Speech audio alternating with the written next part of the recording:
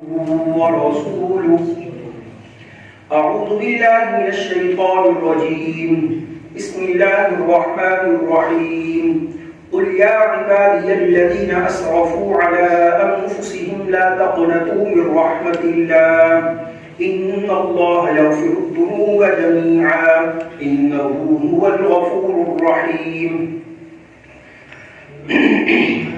قال النبي صلى الله عليه وسلم إن الله عز وجل ينزل ليلة النصف من شعبان إلى السماء الدنيا فيغفر لأكثر من عدد شعر غنم كلب أو كما قال عليه الصلاة والسلام صدق الله العظيم وصدق رسوله النبي الكريم ونحن على ذلك لمن الشاهدين والشاكرين والحمد لله رب العالمين.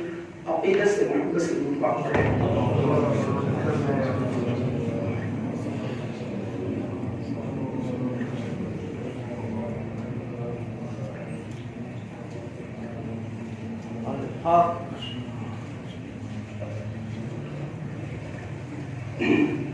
تمام تعریفیں اس ذات وحدہ لا شریک کے لیے ہیں جس ذات نے مجھے اور آپ کو اپنے گھر میں آنے کی توفیق عطا فرمائی. لاکھوں کروڑوں درود و سلام اس پاک ہستی پر جس کا نام نامی اسم گرامی سیدنا محمد رسول اللہ صلی اللہ علیہ وسلم ہے. محترم سامعین، آپ جانتے ہیں کہ آج ہماری گفتگو کا عنوان وہ شب برات کی فضیلت احکامات ہیں. یہ شعبان المعظم کا مہینہ جاری و ساری ہے. اس مہینے کے اندر پیارے حبیب صلی اللہ علیہ وسلم کا کیا معمول تھا اور نصف شعبان کے متعلق کچھ گزارشات ہیں. نصف شعبان جس کو ہم شب برات کہتے ہیں، اس کے مختلف نام بیان کیے گئے ہیں علماء نے. ایک نام یہ بیان کیا ہے کہ اس کو شب برات کہتے ہیں، برات کی رات. شب بمانی رات اور برات نائٹ. اسی طرح اس مبارک رات کو لیلۃ البرکہ کا نام بھی دیا گیا ہے، برکتوں والی رات. لیلۃ الرحمہ کا نام بھی دیا گیا ہے، اللہ کی رحمتوں برکتوں کے نزول والی رات. لیلۃ البراۃ جہنم سے چھٹکارے کا نام ہے. لیکن ایک بات یاد رکھیے کہ یہ جو نام ہے یہ احادیث مبارکہ میں نہیں ہے، یہ علماء نے بیان فرمائی ہے. یہ بات ذہن میں رہے.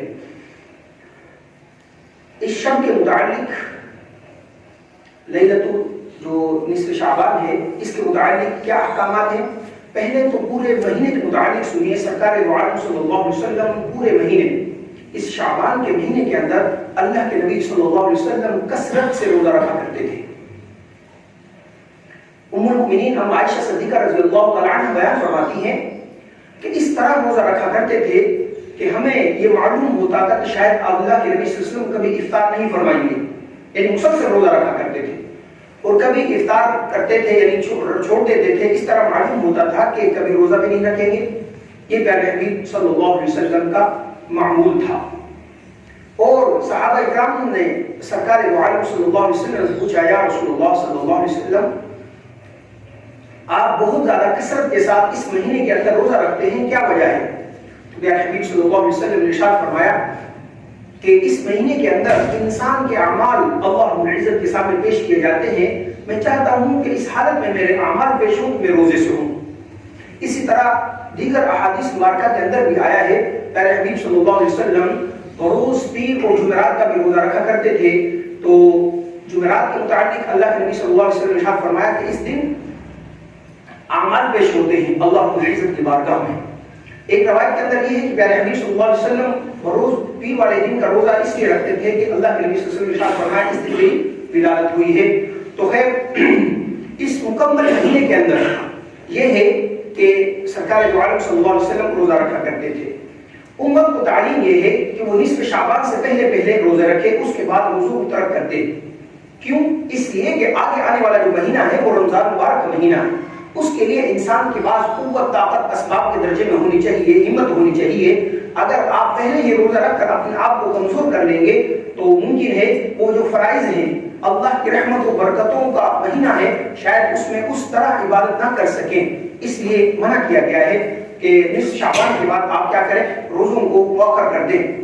ہاں، جس کو اپنی صحت پر یقین ہو، ظاہر سی بات ہے انسان کی طبیعت صحت دوسرے سے مختلف ہوتی ہے تو وہ رکھ سکتا ہے، لیکن آخری ایام میں 29 کا 30 کا ان ایام میں روزہ رکھنے سے منع کیا گیا ہے۔ تو محترم سامعین، یہ شب ایسی ہے جو نصف شعبان کی شب ہے، جس کو ہم 15ویں شب کہتے ہیں۔ ام المؤمنین ام عائشہ صدیقہ رضی اللہ تعالی عنہا بیان کرتی ہیں کہ سرکار دو عالم صلی اللہ علیہ وسلم نے فرمایا، اے عائشہ، هل تدرین ما هذه اللیلہ، کیا تم جانتے ہو یہ کون سی رات ہے؟ یعنی لیلۃ النصف من شعبان۔ قالت ما فیہا یا رسول اللہ، عرض کیا ام المؤمنین عائشہ صدیقہ رضی اللہ تعالی عنہ نے، یا رسول اللہ اس میں کیا ہوتا ہے، اس نصف شعبان کے اندر کیا ہوتا ہے؟ فقال، سرکار دو عالم صلی اللہ علیہ وسلم نے ارشاد فرمایا، فیہا ان یکتب کل مولود من بنی آدم فی ہذہ السنہ، یعنی حبیب صلی اللہ علیہ وسلم نے ارشاد فرمایا کہ ہر وہ بچہ جو پیدا ہونے والا ہے اس مہینے کے اندر، ابن آدم کا بیٹا، اللہ پاک اس مہینے کے اندر جو پورے سال کے اندر پیدا ہونے والا ہے اس کا نام لکھ دیتے ہیں۔ اور کیا ہوتا ہے رسول اللہ صلی اللہ علیہ وسلم؟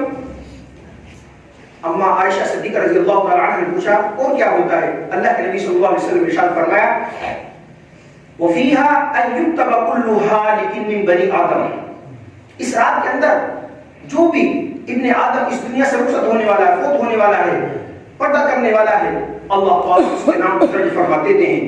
پھر عرض کیا، یا رسول اللہ صلی اللہ علیہ وسلم اس میں اور کیا ہوتا ہے؟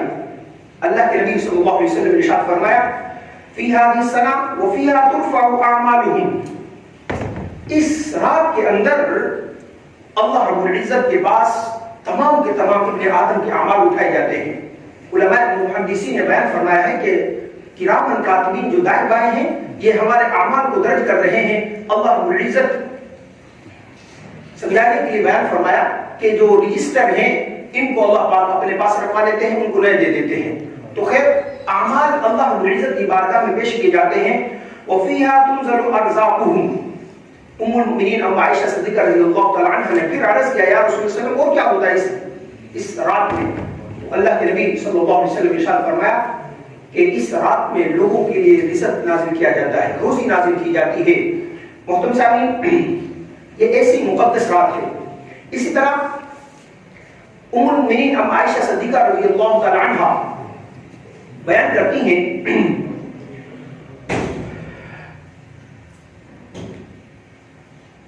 کہ ایک مرتبہ اس طرح ہوا کہ سرکار دو عالم صلی اللہ علیہ وسلم میرے پاس تشریف فرما تھے، یعنی میری باری تھی۔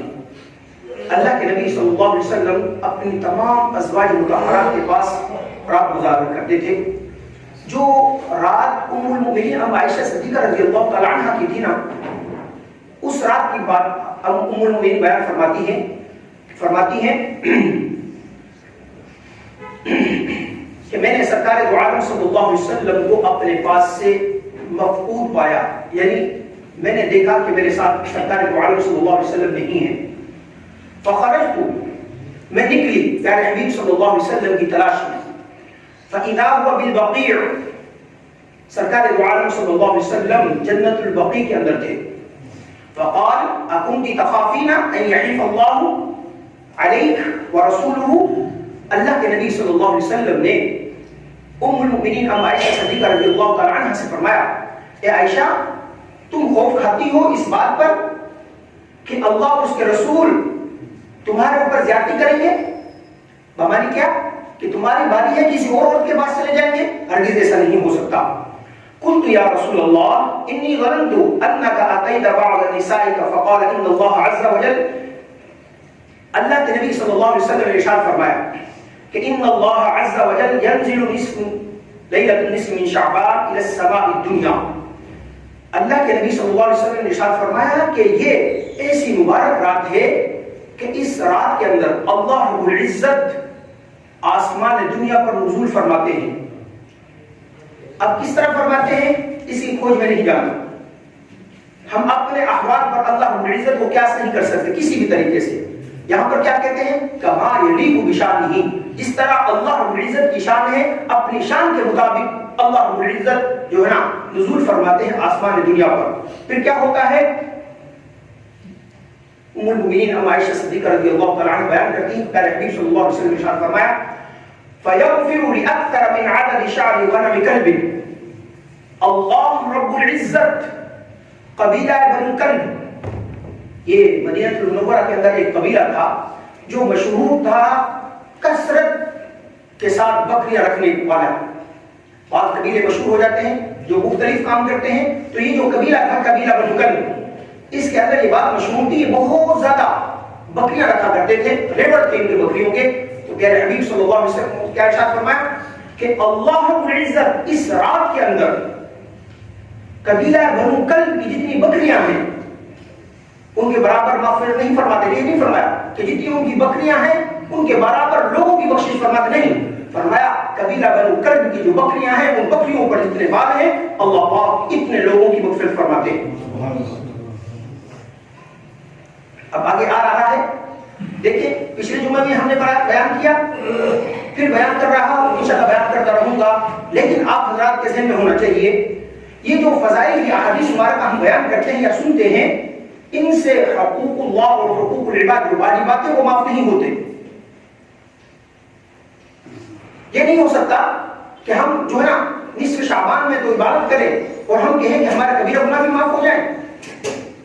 میں نے جو اپنے بھائی کا مال غصب کیا ہے، زمین غصب کی ہے، وہ بھی معاف ہو جائے. میں نے لوگوں کے جو ہے نا مال کو غصب کیا ہے، ڈاکہ ڈالا ہے، وہ بھی معاف ہو جائے.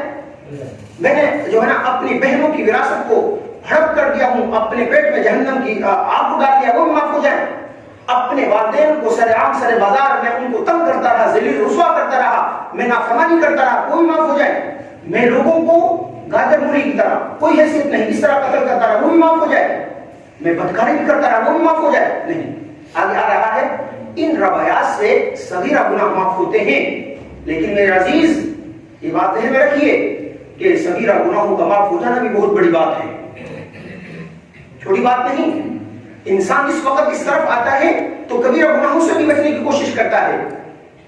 اور آپ جانتے ہیں اللہ والے تو مثال کے ذریعے سمجھاتے ہیں کہ کوئی بھی کبھی بھی کسی بھی چھوٹے جرم کو، چھوٹے گناہ کو یہ سمجھ کر مت کرے کہ یہ چھوٹا تو ہے، ہلکا تو ہے.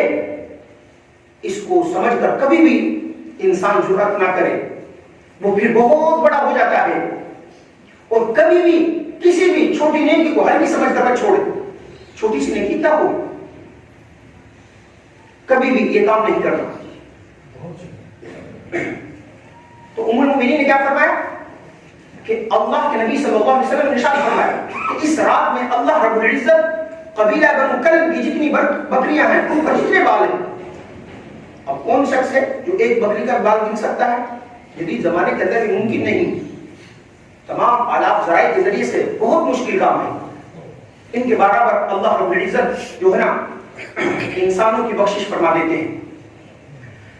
یہ جتنی احادیث مبارکہ ہیں تقریباً کم و بیش 10 صحابہ اکرام سے منقول ہیں، جن میں صدیق اکبر رضی اللہ تعالیٰ عنہ، حضرت علی المرتضیٰ، حضرت ابو ہریرہ، ام المؤمنین ام عائشہ صدیقہ رضی اللہ تعالیٰ عنہ کو دیکھ کر صحابہ اکرام ہیں. اگرچہ محدثین نے ان احادیث مبارکہ پر کلام کیا ہے، لیکن میں نے عرض کیا کہ یہ احادیث اتنی ضعیف بھی نہیں ہے کہ ان سے فضائل بیان نہ کیے جا سکے. صحیح حدیث کے ذریعے سے ہم ان حدیث کے ذریعے سے کوئی مسائل یا احکامات بیان نہیں فرما رہے، فضائل بیان فرما رہے. حکم بیان کرنے کے لیے صحیح حدیث کا ہونا ضروری ہے. یہاں پر فضائل بیان ہو رہے ہیں تو چند افراد جو اس رات بھی اللہ کی رحمت مغفرت سے محروم رہتے ہیں. سیدنا معاذ بن جبل رضی اللہ تعالی عنہ روایت کرتے ہیں عن النبی صلی اللہ علیہ وسلم، سرکار دو عالم صلی اللہ علیہ وسلم سے روایت کرتے ہیں، اور فرمایا اللہ کے نبی صلی اللہ علیہ وسلم نے کہ اللہ رب العزت اس نصف شعبان کے اندر تمام کے تمام لوگوں کی مغفرت فرما دیتے ہیں الا المشرک او مساحل. ایک مشرک کی معاف نہیں، مغفرت نہیں ہوتی، ایک مشاحن کی مغفرت نہیں ہوتی، دل کے اندر کینہ رکھنے والا، جس کے اندر کینہ ہو، بغض ہو، اس کی مغفرت نہیں ہوتی۔ اسی طرح ابو ثعلبہ خشنی رضی اللہ تعالی عنہ روایت کرتے ہیں کہ سرکار دو عالم صلی اللہ علیہ وسلم نے ارشاد فرمایا کہ اللہ رب العزت نصف شعبان یعنی 15ویں شب کو، شعبان کی 15ویں رات کو اپنی مخلوق پر نظر رحمت ڈالتے ہیں اور مومنین کی مغفرت فرما دیتے ہیں اور کافروں کو مہلت دیتے ہیں۔ یہ ایمان لے آئیں۔ اسی طرح فرمایا کینہ، جس کے دل کے اندر کینہ ہے، اس کینے کی وجہ سے اللہ رب العزت اس کو چھوڑ دیتے ہیں، اس کی مغفرت نہیں فرماتے۔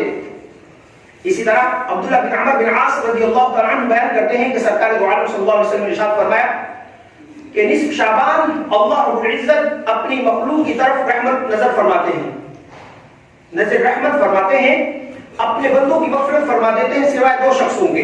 ایک فرمایا کینہ ور، اور دوسرا وہ شخص جس نے کسی بھی شخص کو ناحق قتل کیا۔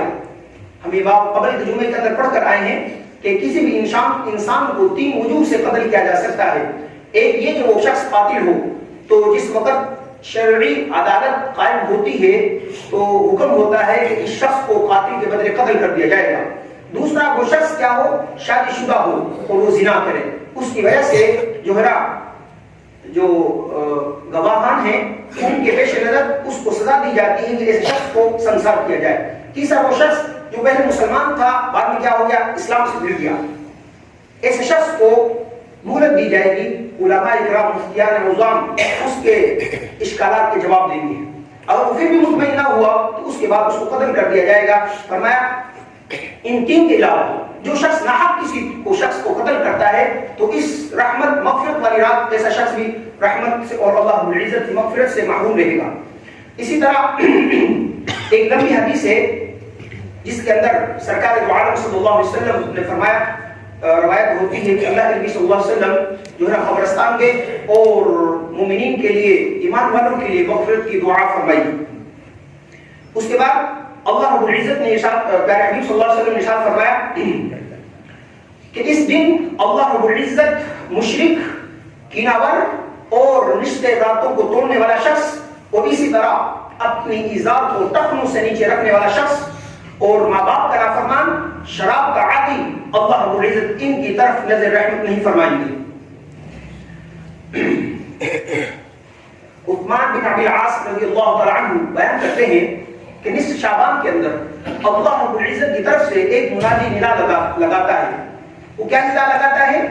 یہ ہم نے دیگر احادیث مبارکہ میں پڑھا کہ یہ ندا لگانے والا آخری پہر کے اندر، یعنی رات کے آخری پہر کے اندر اللہ رب العزت کی طرف سے ندا لگاتا ہے، کیا کوئی ہے رزق طلب کرنے والا؟ اللہ رب العزت اس کو رزق دے۔ کیا ہے کوئی اپنی بخشش مانگنے والا؟ اللہ پاک اس کو معاف فرما دے۔ ہے کوئی سائل؟ اللہ رب العزت اس کے سوال کا جواب دے دے، بمانی اس کو جو مانگ رہا ہے اس کو عطا فرما دے، وغیرہ وغیرہ۔ اس طرح ندا لگانے والا ندا لگاتا ہے اللہ کا فرشتہ۔ لیکن نصف شعبان کی یہ خصوصیت ہے کہ اللہ کا وہ ندا لگانے والا فرشتہ جس وقت غروب آفتاب ہوتا ہے، 14ویں شب دن کا سورج غروب ہوتا ہے، اس وقت سے لے کر صبح تک یہ اللہ کا فرشتہ ندا لگاتا ہے۔ تو اس کے متعلق اللہ رب العزت نے پیارے نبی صلی اللہ علیہ وسلم نے ارشاد فرمایا کہ اس دن بھی تمام جو سائلین ہیں ان کے سوالات کا جواب مل جاتا ہے، بمانی ان کو جو وہ مانگتے ہیں اس کو ان کو مل جاتا ہے، سوائے ایک زانیہ عورت اور ایک مشرک، ان لوگوں کی بخشش اور مغفرت نہیں ہوتی۔ محترم سامعین، ان روایات کے اندر جو بیان کیے گئے ہیں وہ افراد جن کی اللہ رب العزت اس رات میں مغفرت نہیں فرماتے، ان میں سب سے پہلا شخص کون سا ہے؟ مشرک۔ اللہ کی ذات کے اندر، اللہ کی صفات کے اندر جو شخص بھی شرک کرتا ہے اللہ پاک اس کی مغفرت نہیں فرماتے۔ اس لیے ہم نے آپ حضرات نے قرآن کریم کے اندر خود پڑھا ہے، متعدد مقامات کے اندر اللہ رب العزت نے ارشاد فرمایا ان الشرک لظلم عظیم، سورہ لقمان کے اندر کہ ظلم عظیم ہے، ظلم عظیم تنوین کے ساتھ بمانی تاکید فرمائی ہے۔ انہا بھی تاکید کا جو ہے نا حرف ہے، تاکیداً اللہ رب العزت نے ارشاد فرمایا کہ ایسا ظلم ہے جو بہت بڑا ہے، اور سورۃ النساء کے اندر کیا ارشاد فرمایا؟ ان اللہ لا یغفر ان یشرک به ویغفر ما دون ذلک لمن یشاء ومن یشرک باللہ فقد ضل ضلالا بعیدا، کہ اللہ رب العزت لا یغفر ان یشرک به، مشرک کو معاف نہیں فرمائیں گے، ویغفر ما دون ذلک لمن یشاء، اس کے علاوہ مشرک کے علاوہ جو گناہ ہیں اللہ اپنے فضل سے جس کو چاہیں معاف فرما دیں گے۔ اور مشرک جو ہے نا دور کی گمراہ میں جا پڑا۔ قرآن اور احادیث مبارکہ پر اگر نظر عمیق کے ذریعے سے مطالعہ کیا جائے نا تو ہمیں یہ بات سمجھ لگتی ہے، یہ بات ہمارے ذہنوں کے اندر آتی ہے کہ اللہ رب العزت نے عقیدہ توحید کو جس طرح مضبوطی کے ساتھ بیان فرمایا ہے کسی اور چیز کو بیان نہیں فرمایا۔ کیوں؟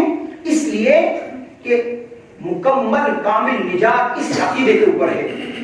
اگر اس کے اندر ذرہ برابر بھی لفظ ہے تو پھر معافی نہیں ہے۔ یہ کوئی مولوی کوئی مفتی کوئی نہیں کہہ رہا، اللہ خود ارشاد فرما رہے ہیں۔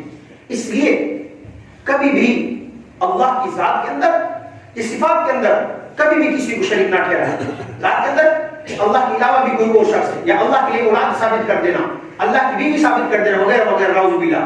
اللہ کی صفات کے اندر جو چیزیں اللہ سے مانگی جاتی ہیں وہ غیر اللہ سے مانگی۔ اللہ نے مان دیا ہے کہ بھائی اللہ رب العزت نے فرمایا میرے راستے میں خرچ کرو، آپ غیر اللہ کے لیے خرچ کریں۔ اللہ رب العزت بیٹے بیٹیاں دینے والے ہیں، غیر اللہ سے مانگے۔ اللہ رب العزت مشکلات کو دور فرمانے والے ہیں، غیر اللہ سے مانگے۔ اللہ رب العزت تمام مسائل کو حل فرمانے والے ہیں، ہم مسائل لے کر غیر اللہ کے پاس جائیں، یہ شرک ہے۔ عبادات کے اندر شرک ہو رہا ہے، عبادت ہم کر رہے ہیں لیکن دکھلاوا ہے۔ تو میرے عزیز دوستو، اللہ رب العزت نے ارشاد فرمایا شرک اللہ رب العزت معاف نہیں فرمائیں گے اس مبارک رات کے اندر۔ دوسرا فرمایا کینہ رکھنے والا۔ دیکھیں بغض اور کینے کے اندر تھوڑا سا فرق ہے۔ بغض کیا کہتے ہیں؟ دل کے اندر ایک کیفیت پیدا ہوتی ہے، مثال کے طور پر مجھے زید عمر بکر سے نفرت ہو گئی، یہ ہے بغض۔ ہونی نہیں چاہیے، کسی بھی مسلمان کو دوسرے مسلمان کے ساتھ نفرت پیدا ہو گئی، اس کو کہتے ہیں بغض۔ کینہ اس سے بڑا جرم ہے، وہ کیا ہے؟ نفرت بھی پیدا ہو گئی اور ساتھ کیا ہے؟ نقصان پہنچانے کا داعیہ دل کے اندر پیدا ہو گیا کہ اس کو میں ضرور نقصان پہنچاؤں گا۔ فرمایا ایسے شخص کو اللہ رب العزت معاف نہیں فرمائیں گے۔ میرے عزیز دوستو، آج ہمارے معاشرے کے اندر الحمدللہ چند افراد بہت زیادہ، اگر اس نکالی جائے آپ حضرات بہتر جانتے ہیں کہ کتنے کی نمازی ہیں الحمدللہ ہماری مساجد کے اندر، اور مکمل پاکستان اور مکمل عالم اسلام کے اگر ہم اس نکالیں تو ہم جانتے ہیں۔ لیکن المیہ یہ ہے کہ یہ بھی جو نمازی ہیں یہ بھی حقوق العباد کے اندر اتنی بڑی ڈنڈی مارتے ہیں، یہ سمجھتے ہیں کہ صرف یہی ہم نے نماز پڑھ لی پابندی کے ساتھ ہم کامیاب ہو گئے۔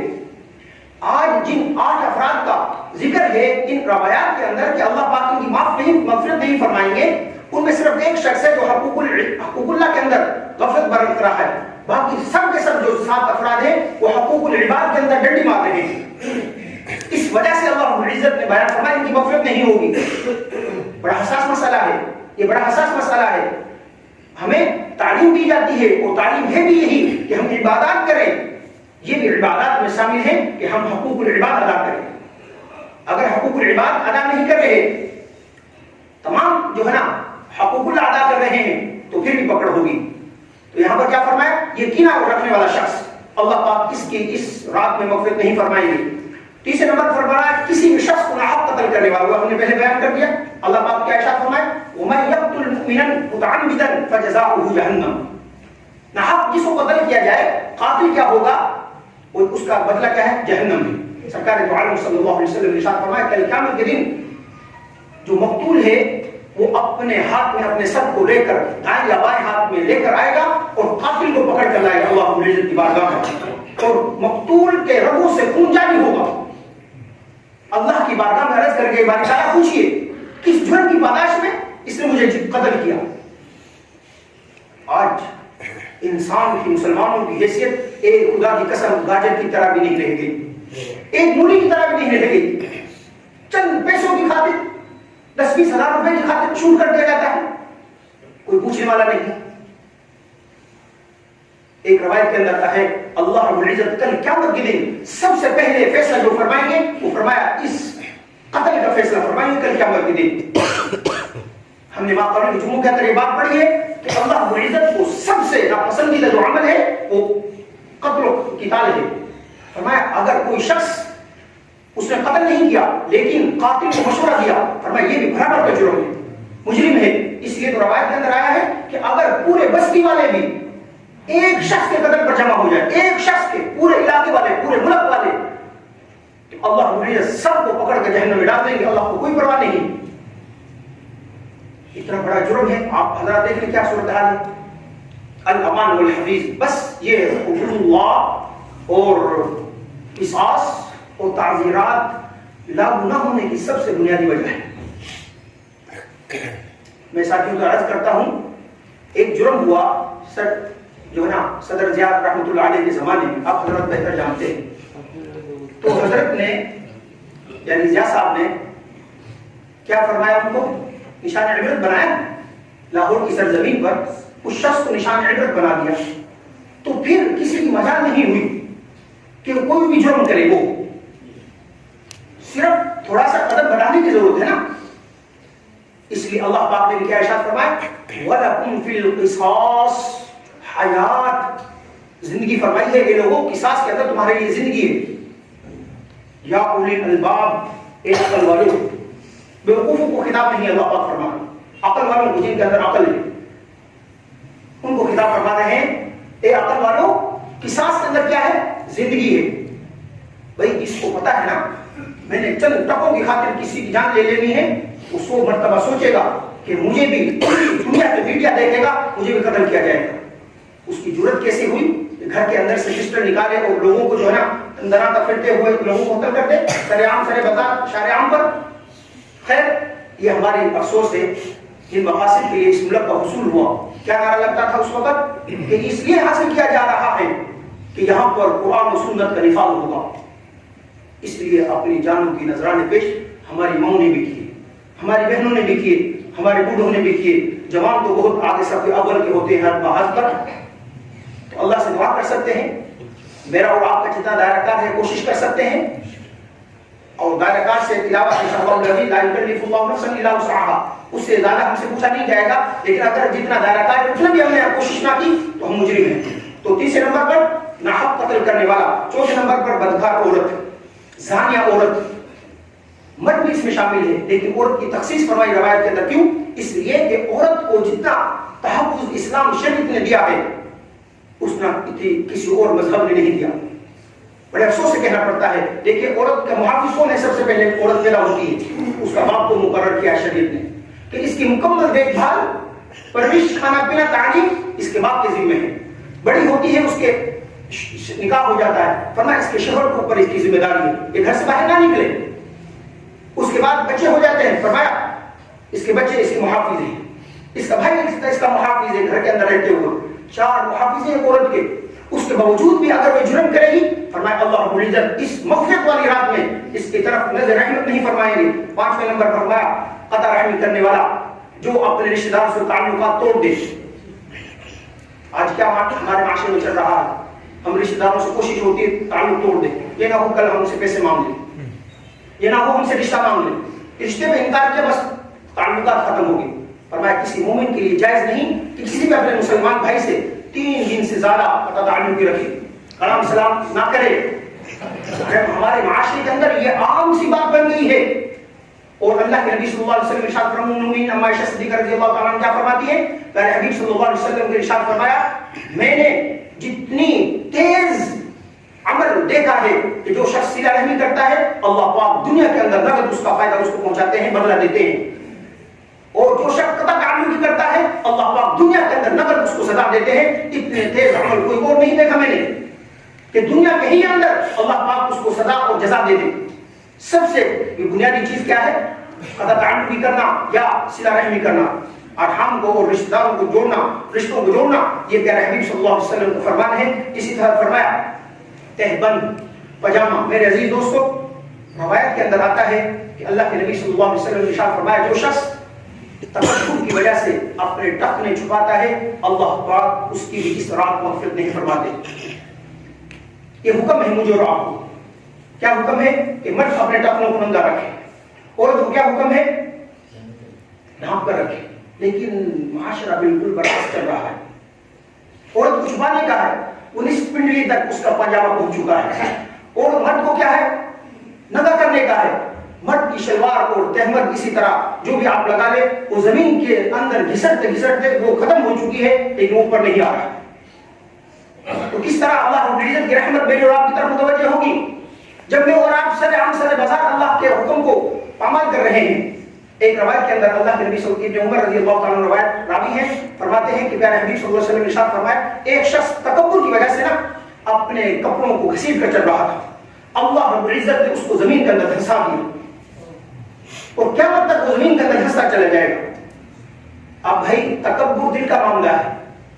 مجھے کیا پتا زید کے اندر تکبر کی وجہ سے اس نے پانچوں کو نیچے کیا ہوا یا بغیر تکبر کی وجہ سے، مجھے تو نہیں پتا نا، میں تو کسی دلوں بہتوں کو نہیں جانتا، وہ تو اللہ کی ذات ہے. اس لیے اپنے بھائی کو بدگمانی سے بچانے کے لیے اپنے پاؤں کو اوپر رکھیں، اللہ کے نبی صلی اللہ علیہ وسلم کا حکم سمجھ کر اوپر رکھیں.